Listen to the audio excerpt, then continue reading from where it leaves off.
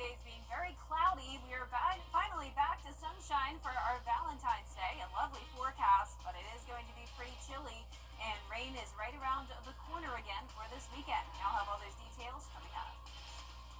Now at 10, Hurricane Helene volunteers continue to clean up the CSRA. How local restaurants are stepping up to save banks, we'll show you. Plus, an early morning fire in Aiken County. We'll have reaction from the people impacted straight ahead. And South Carolina lawmakers are working to make the state's energy cleaner. How the proposal is expected to cut costs. As your news at 10 starts now. Live from Television Park, this is WJBF News Channel 6 at 10 on MeTV. Good evening, everyone. I'm Jenny Montgomery. Thanks so much for joining us tonight. Coverage you can count on begins with a group of volunteers from all over the country assisting with Hurricane Helene cleanup. News Channel 6's Hannah McDonald tells us more about this group and the special way they were celebrated. Team Rubicon consists of former military members. In January, Alan Odom, who owns Pond Maintenance of Augusta, began hosting weekly dinners for these volunteers. Thursday night's dinner was sponsored by Coastal Waste. As local restaurants are learning about these dinners, some are stepping up to donate food.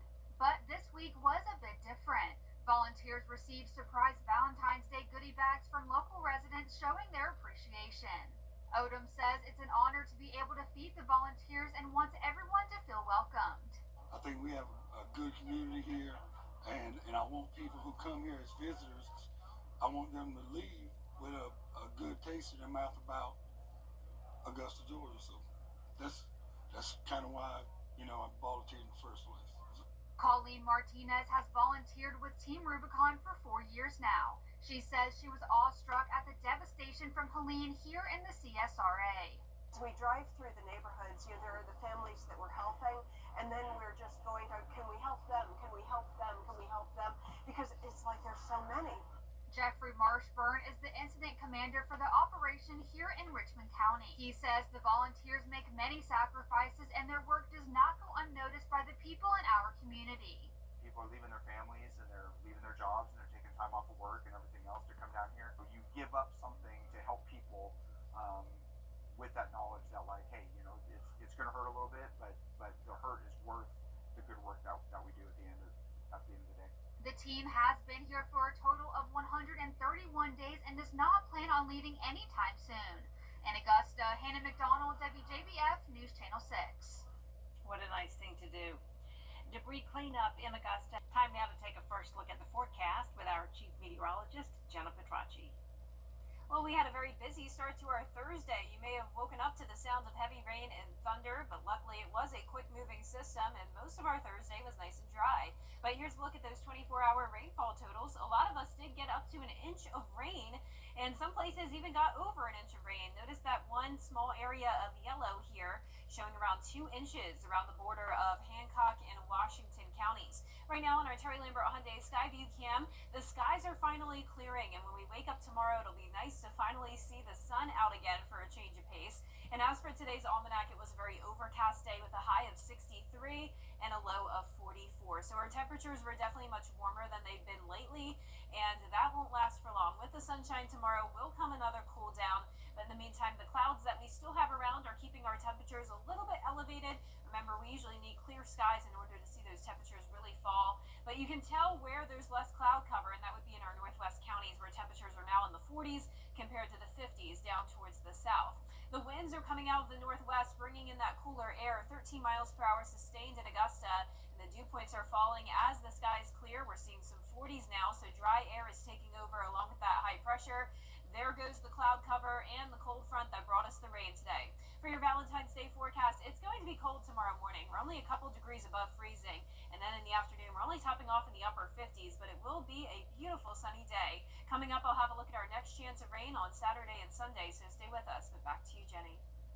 An early morning fire in Aiken County destroyed several businesses. Isabella Moody spoke to people who were affected. I come in today and I see this and I go, what in the world is going to happen next? But the firemen found this book, which is a photo album of my bridesmaids luncheon from 2016.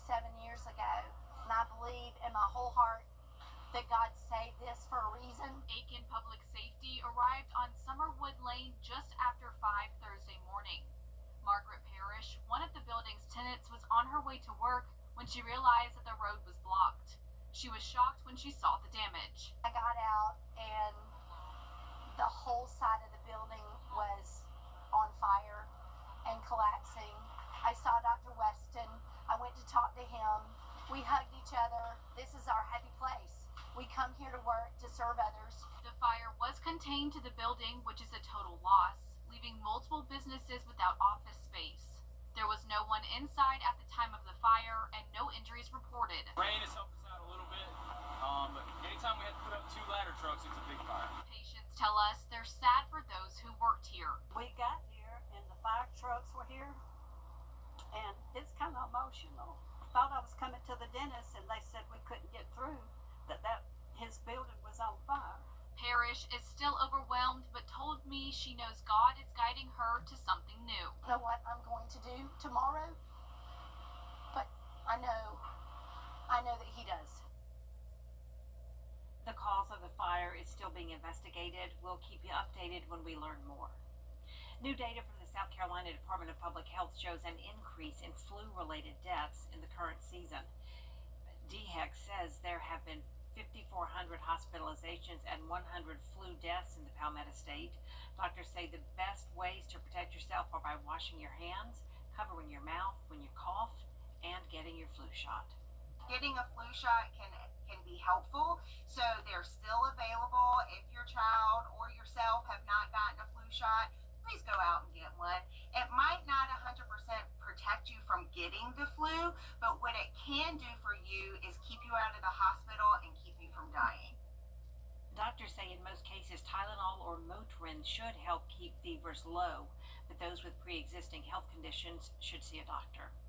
A new energy bill is gaining support from some South Carolina. Well, the roller coaster of weather continues. We're constantly seeing up and down temperatures and going from sunshine to cloud cover and rain, and that's exactly what's happening over the next 10 days. I'll have a look at that right after the break.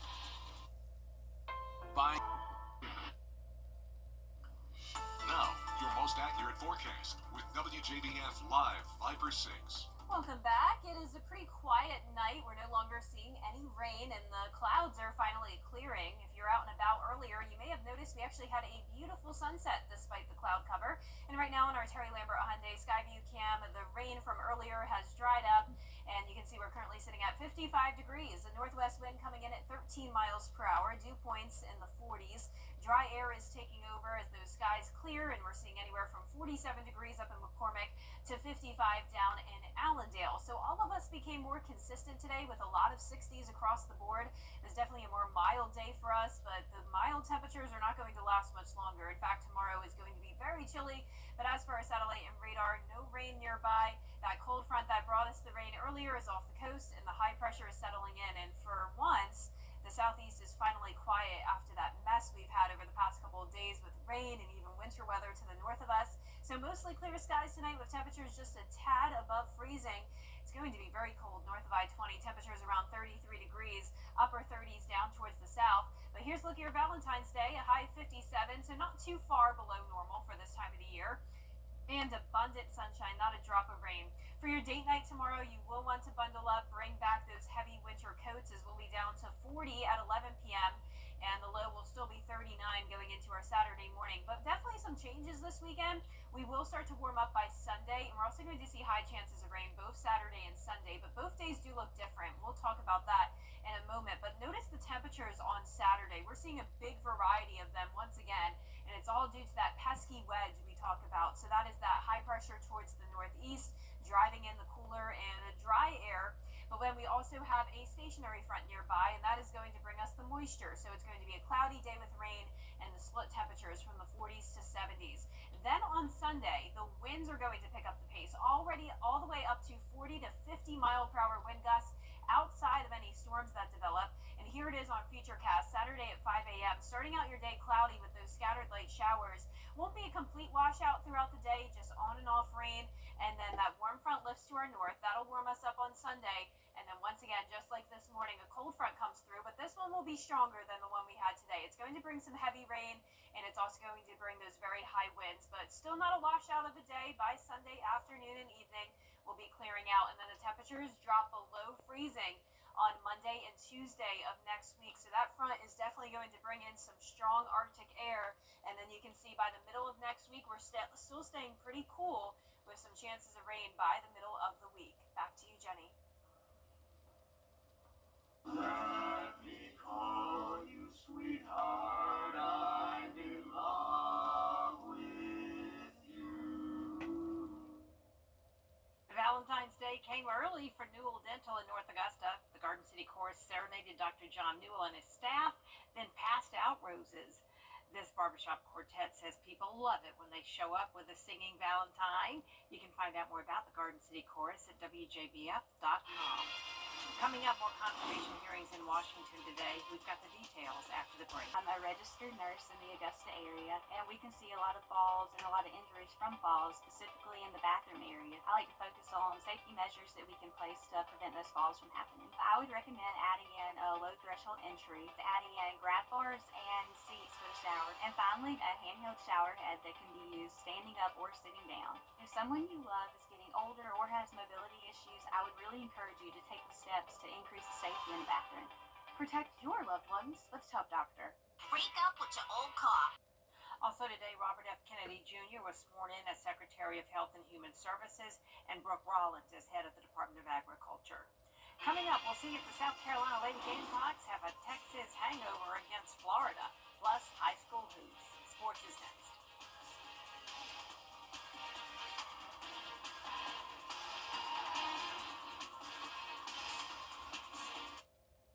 News.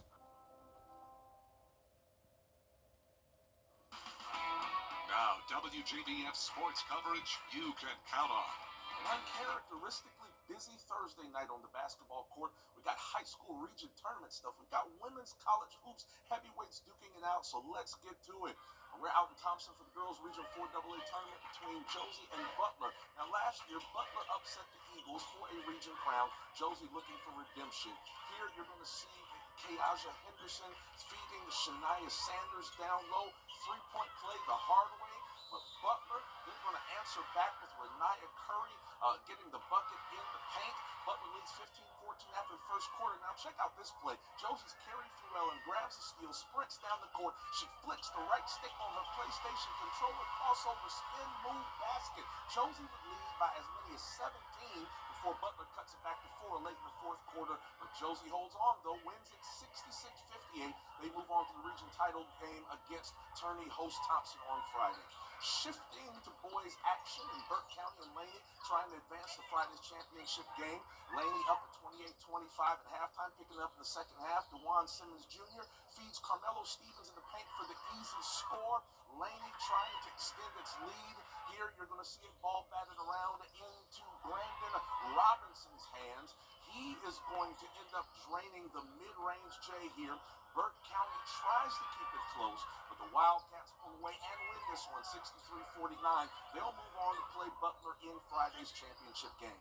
And let's get to the college game, where South Carolina had a few days to lick its wounds a bit after Sunday's loss to Texas. Fourth-ranked Lady Gamecocks welcome a struggling Florida bunch to Colonial Life Arena, and no signs of a Longhorn hangover tonight. In fact, this one got ugly quickly. SC out to 36-15 first quarter lead behind the scoring of Joyce Edwards, who came off the bench with a game-high 28 points. She was joined by 3 other Carolina players who reached double figures, including Tahina Powpow with 14 and Malaysia Fulwiley with 13. It was 62-32 at the break, and Staley's bunch never flinched in this one. Gamecocks cracked the century mark. They pulverized Florida 101-63. Up next, Gino Ariema and UConn roll into town on Sunday. The South Carolina baseball team ready to open the season at Founders Park with a 3-game game series against Sacred Heart, making it first ever meeting between these two teams. The 133rd season of Gamecock baseball kicks off with first-year head coach and former LSU skipper Paul Maneri. He's the 31st head coach in program history, starting his 40th overall season as a head coach. He heads into the season opener as the longest active leader with 1,505 wins. Now, South Carolina is 91-41 all-time in season openers, winning the last 5. Two-time national champion and former athletic director Ray Tanner will also be honored in a pregame ceremony at 1:30 Saturday, February 15th. It's a great honor, and I'm humbled, but it's not about me. I'm just the guy that was driving the bus, had a good time. You go back in history, I knew what Bobby Richardson did here. I knew what June Range did here. And I was able to capitalize on the foundation that they laid, and they were in a position to win national championships. Now, the home opener is set for Friday, February 14th at 4 p.m. Now, everything else you need to know with our brand new show, 6 Sports Saturday. Sports director Gianna Cephalou and I will get you ready for the weekend ahead and take you behind the scenes to meet the people who make the big moments in the CSRA sports scene happen. Second episode of 6 Sports Saturday starts at 9:30 a.m. right after Good Morning Augusta. That's it for sports. We'll be back after this. All our physicians are capable of treating this condition. And last but not least tonight, many of you are still feeling the impacts of Hurricane Helene. In fact, a lot of folks lost their vehicles from the storm more than 4 months ago. But today, one lucky person will be chosen as the winner of the Dr. Mac Bauman Horizon Foundation 2025 raffle. Our Graham Lee was there. Hundreds of people signed up to buy a ticket for a chance to win a 2024 Dodge Ram 1500 Bighorn truck. But as Dr. Bowman and organizers say, this event goes far beyond giving away a car. The Horizon Foundation did a reverse raffle, pulling all the raffle tickets from a raffle drum, and the winner is the last ticket left. Players from the men's and women's golf teams at Payne College served as volunteers. It's a huge thing for us to be a part of the community. And so if we're not a part of the community, we're not being or becoming the players that we need to become. Part of this year's ticket sales will be going to Gap Ministries in Augusta. Organizers and law enforcement say the proceeds could be going to a better cause. They're helping people that are trying to transition back into society. Maybe some have been homeless, or some just need a helping hand. They need assistance with food, or they need personal hygiene items. They help people get identification and birth certificates. So it's a privilege for our club to be able to provide them financial support this year.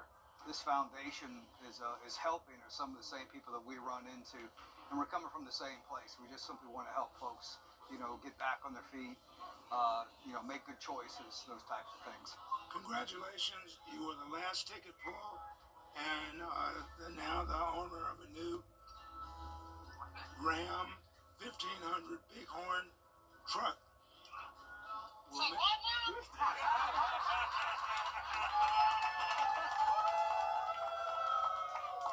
Organizers say while Andrea Cherry gets to go home with a new truck, you can't put a price tag on the difference that these proceeds will help make. In North Augusta, Graham Lee, WJBF, News Channel 6. It's really fun. We had that drawing on the air live earlier tonight, and Dr. Mac Bowman does such a fantastic job through the foundation, through his Horizon Foundation. It's just tremendous. Congratulations to Andrea Cherry, too. Absolutely. How on the big win. exciting. Yeah, you could see the excitement. You could hear how excited they were all to be there. So congratulations. And look at our forecast this week. We have up and down temperatures sticking around, along with a period of sunshine tomorrow, then back to clouds and rain again this weekend. Some storms possible on Sunday with gusty winds, then a sunny President's Day as we cool down even more. Temperatures right around freezing Monday and Tuesday morning, and then more rain by the middle of next week. Thanks for watching, everybody. The news continues at the top of the hour on News Channel 6 at 11. And Hogan's Heroes is next here on BTV. Have a great night.